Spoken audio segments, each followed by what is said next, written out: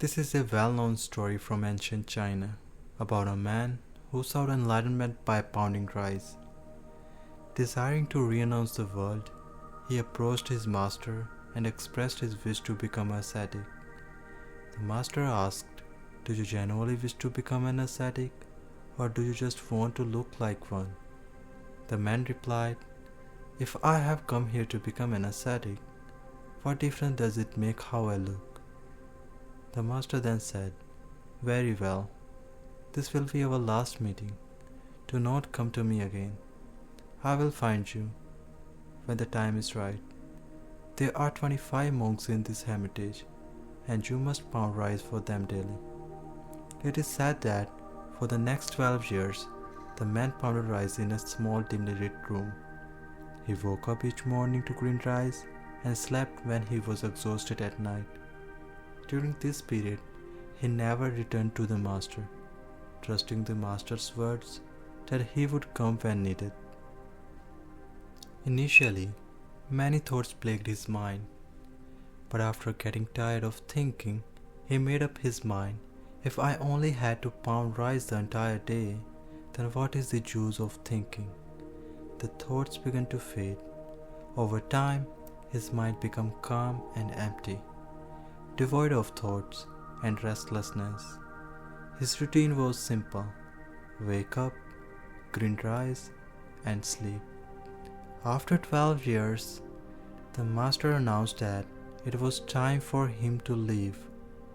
"Whoever wants to become my successor should write a few lines on the wall of his room that express their understanding of life and truth." These lines had to be original and born from their own experiences. This announcement caused anxiety among the disciples, as they knew it was difficult to deceive the master. However, two learned disciples gathered the courage to write 4 lines on the master's wall that night, stating, "The mind is like a mirror. Dust accumulates on it, and if you clean off the dust, the truth is revealed." When the master saw these lines the next morning, he was furious and demanded to know who had ruined his wall. The disciple who had written them fled to a nearby city, fearing the master's wrath, because the lines were not his own, but stolen from a scripture. The ashram buzzed with discussion. Many praised the lines, stating that they accurately depicted the mind and the necessity of clearing it to perceive truth. However, the master's anger puzzled them, and they wondered what could surpass such profound words. One day, 4 monks were discussing the incident near the rice pounder. Hearing them, the rice pounder laughed. One monk asked why he laughed. He replied, "The master is right. Who wrote this?" The monks were shocked and scoffed at the rice pounder, saying, "You have been pounding rice for 12 years, while we have studied scripture. Now you will tell us what is right and what is wrong?" One monk challenged, "Can you write something better?" The rice pounder replied, "I have forgotten how to write, but I can speak if someone write it down. However, I have no desire to become the successor." The monks agreed, and he said, "Go and write it down. What kind of mirror? What kind of dust? There is no mirror, no dust. Whoever understands this attains truth." That night, the master came to the rice pounder and said, "Leave the hermitage immediately. These 25 monks will not tolerate you here. They cannot accept that a mere rice pounder has attained the truth they saw through scriptures. Though you do not wish to be my successor, I have chosen you." The rice pounder fled, as he cannot go against master's wish, and thus the story ended.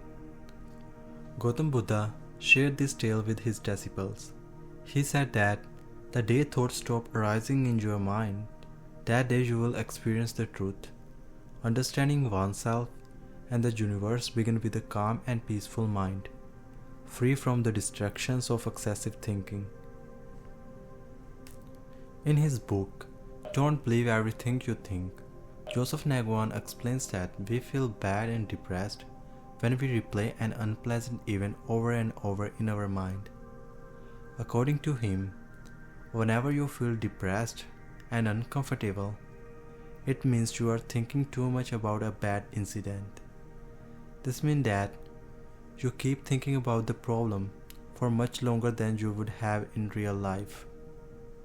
At that time, you should just sit quietly and take deep breaths. Thoughts will still come into your mind, but you do not have to interact with them. They just come and go. To make it simple, think of your thoughts as a swamp. The more you try to avoid them, the stronger their hold on you will become. If you repeat this exercise, you will find calm and peaceful mind in a short while.